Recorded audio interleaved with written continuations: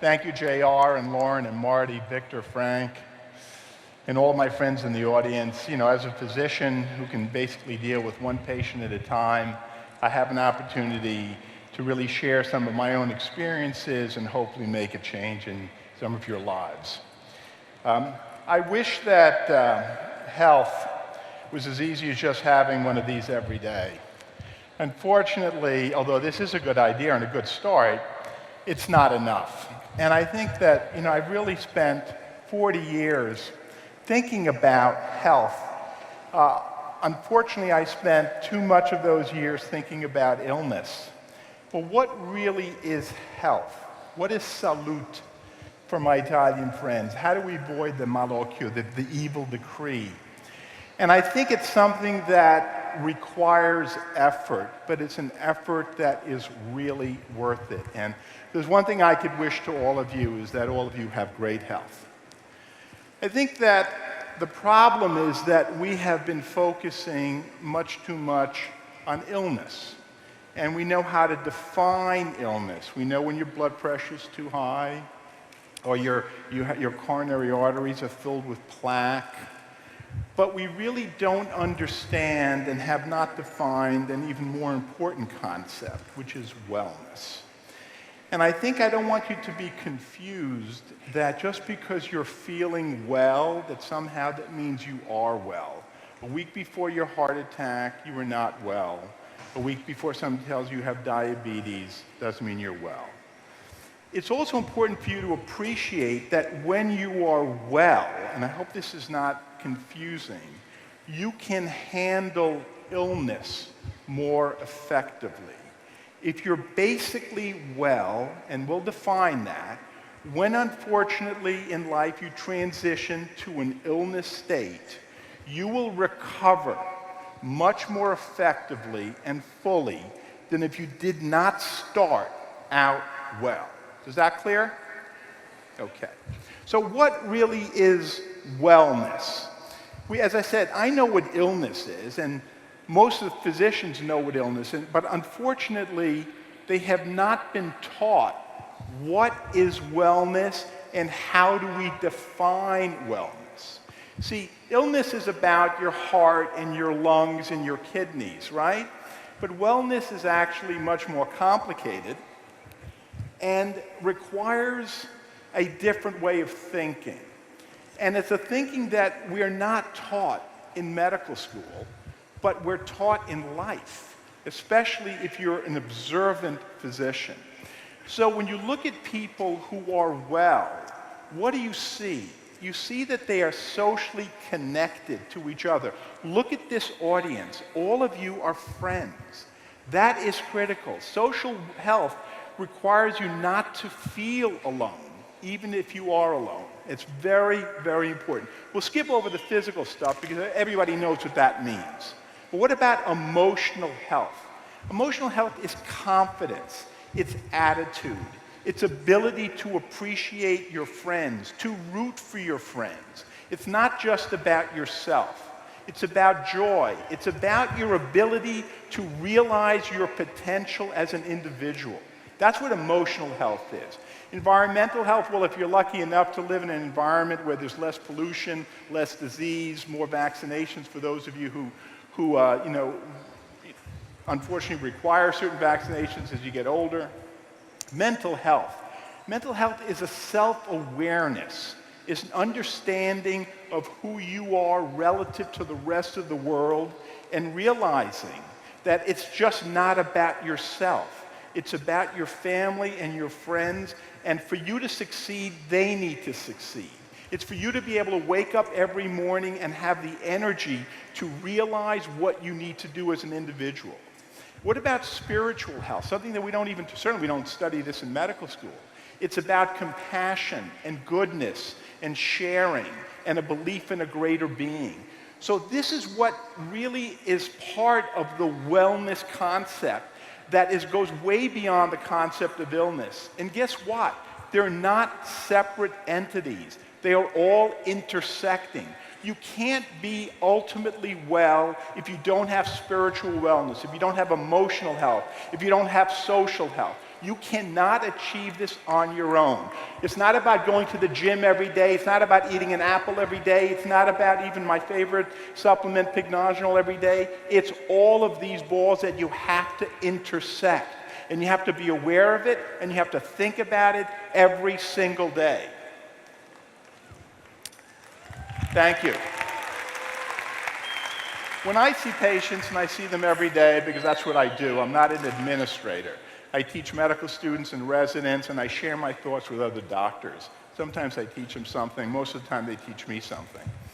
But what I explain to patients when they sit in front of me, they're young individuals in their 20s, 30s, and 40s, and I say to them, you know, there's a continuum. At one end of the continuum is wellness, and at the other end of the continuum is illness. And believe it or not, there's a train that's going from wellness to illness.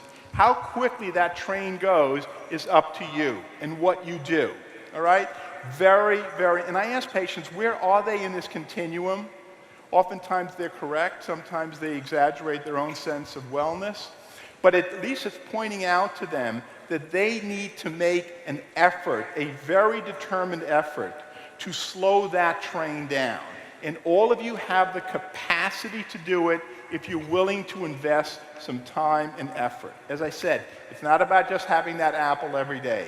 It's about emotional health, social health, spiritual health. All right? If you're lucky enough to live in this country with all of the freedoms that are available to us, all the opportunities, it's really a pity for you not to take advantage of that. Well, how do we achieve optimum health? Well, these are all the balls that you've got to somehow juggle. You've got to juggle all of these balls. And only some of you have the capacity and the will to really do this. But it will take a major effort in order to do this. Because otherwise, that train is going to race towards illness, which, believe me, I'm tired of treating illness. It's no fun.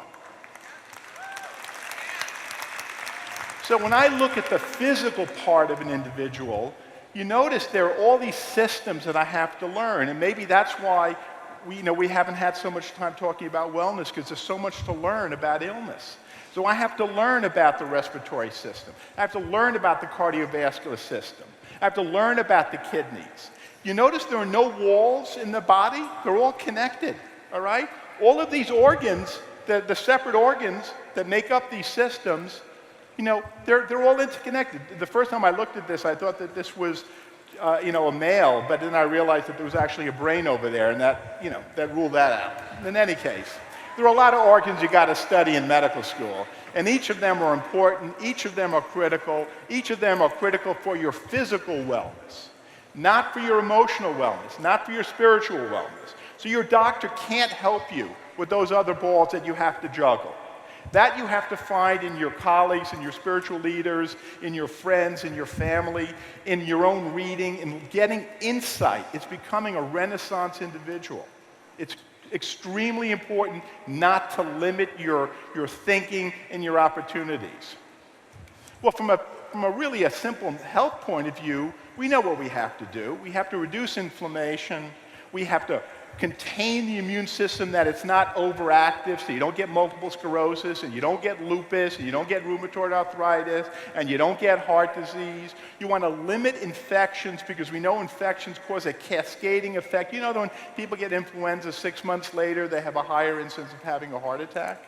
This is really very amazing, interesting stuff that we're developing. So you want to really do everything you can to deal with the illnesses and the environment that you're exposed to, and limit the damage. It's what I said, if you're well, you can handle illness much more effectively, all right? So you now have to become educated, and knowledge is power when it comes to wellness.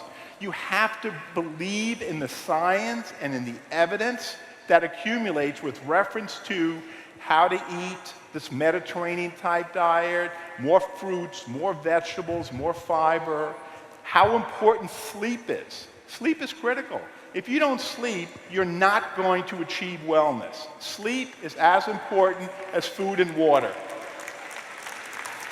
So don't wake up at 3 in the morning on the internet and texting people. That's not a way to get healthy. You're going to break down. How about stress management? You have to realize and understand biofeedback, meditation, yoga, prayer, whatever it takes. Stress is a major cause for illness. And the individuals who are stressed out do not recover and have a much higher risk for all of the diseases that we talked about. You have to learn how to manage your stress. You have to understand when you are stressful. When I took on this new position at NYU, which is a great privilege to be the director of the Men's Health Center, I said to myself, how am I going to determine if I'm functioning in a healthy way? And I said to myself, in 6 to 8 months, I'm going to determine whether I'm still sleeping normally, whether my libido was still healthy, and whether my weight was healthy. And I'm happy to report, I think my wife will attest, all three are fine.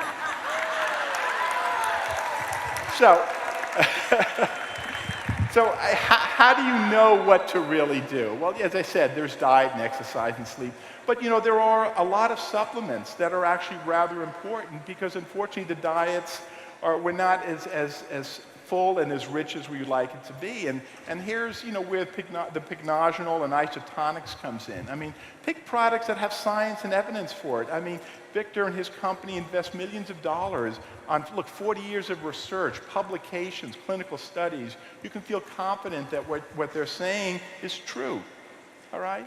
And why is it true? Because they've done studies showing its effect on circulation and inflammation, in arthritis, on mental health, on fatigue. All these things that are an assistance in trying to improve your overall state of health. And what do you guys have? You have isotonics, a fantastic foundational supplement. It doesn't cure everything, but it's the foundation. So with that, I want to thank all of you. It's always a privilege for me and for my wife to attend, and I wish you all the best of health.